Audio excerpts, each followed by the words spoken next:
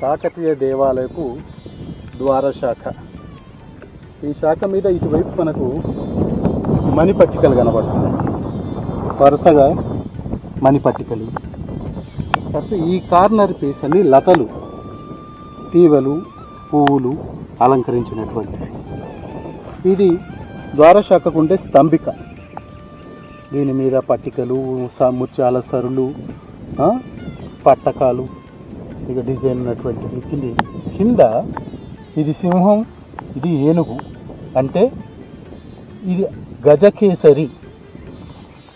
కాకతీయులందరినీ కూడా వాళ్ళకున్న బిరుదులు హరిగజ కేసరి అంటాం.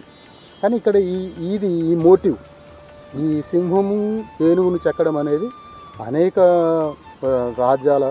రాజుల యొక్క వాళ్ళ శిల్పాలు, దేవాలయాల మీద ఉంటుంది. ఇది కేవలం కాకతీయులు మాత్రమే సంప్రదాయం కాదు, ఇది అందరి సంప్రదాయం. ఆ సంప్రదాయంలో ఎక్కువగా పేరు వచ్చింది అయితే కాకతీయులకే హరిగజ కేసరి, గజకేసరి శిల్పాలు వాళ్ళ దగ్గరే ఉన్నాయని ఎక్కువ చెప్పుకుంటారు. వరంగల్ ఫోర్ట్లో కూడా ఉన్నట్టుంది సార్ ఇది హరిగజ కేసరి. ఇక్కడ దీని ఈ స్తంభిక యువతల ఈ తీగల్లో హంస, ఒక్కటే హంస మనకి ఇక్కడ బాగా కనపడుతుంది, పైన తీగలు ఇంకొకటి కనపడ్డది. ఇటువంటివి మనకు ఎక్కువగా కాకతీయ శిల్పాల్లో కనబడుతూ ఉంటాయి కదా.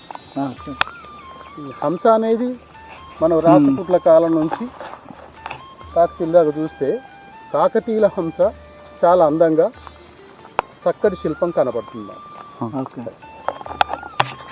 వీరగల్లులో ఇది ఒక ప్రత్యేకమైనటువంటి శిల్పాన్ని మనం ఇక్కడ చూస్తున్నాం. ఇక్కడ పురుషుడు తన కుడి చేయి పైకెత్తినాడు, దానికి అక్షమాల చుట్టి ఉంది. కుడి చేయికి ఇట్లా అక్షమాల, ఈయన పైకెత్తినాడు, అక్షమాల చుట్టి ఉంది. అంటే పైకి అంటే పైలోకాలకు, దేవుడి దగ్గరికి లేదా మోక్షానికి అనేటువంటి భావనతో ఉన్నాడు.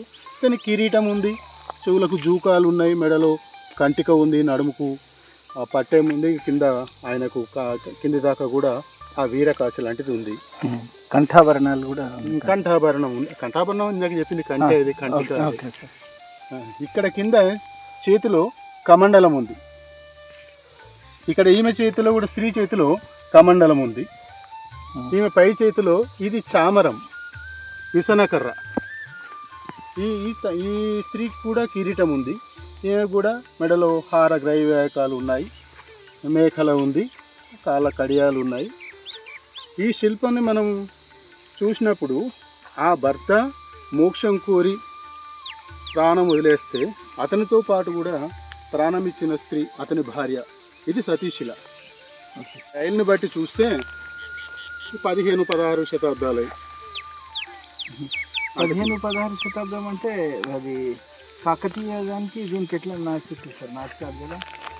కాకతీయ దేవాలయపు షేరెడుకు తర్వాత చెక్కింది.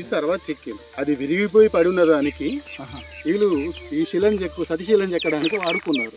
ఓకే, ఇది మోస్ట్ ఇంపార్టెంట్ థింగ్. అంటే ద్విముఖ శిల్పం అంటే రెండు వైపులా బొమ్మలు ఉంటే ద్విముఖ శిల్పం. అది కాకపోతే పీరియడ్ అంటే వీళ్ళు కావాలని ఒకేసారి చెక్కిన శిల్పాలు కావు. అది ఎప్పుడో చెక్కినటువంటి కాకతీయుల ద్వారశాఖకు వెనకాల ఈ సతీశిలను చెక్కింది. ఓకే, అది 12వ శతాబ్దము, 12-13 శతాబ్దం. అదైతే ఇది 15-16 శతాబ్దాలు. ఇది చాలా ఇంపార్టెంట్. ఈ సతీశిల 15-16 శతాబ్దం. ఇంకొంచెం ఎక్కువనే కానీ తక్కువైతే కాదు. ఓకే, వెనక్కి రా. రైట్.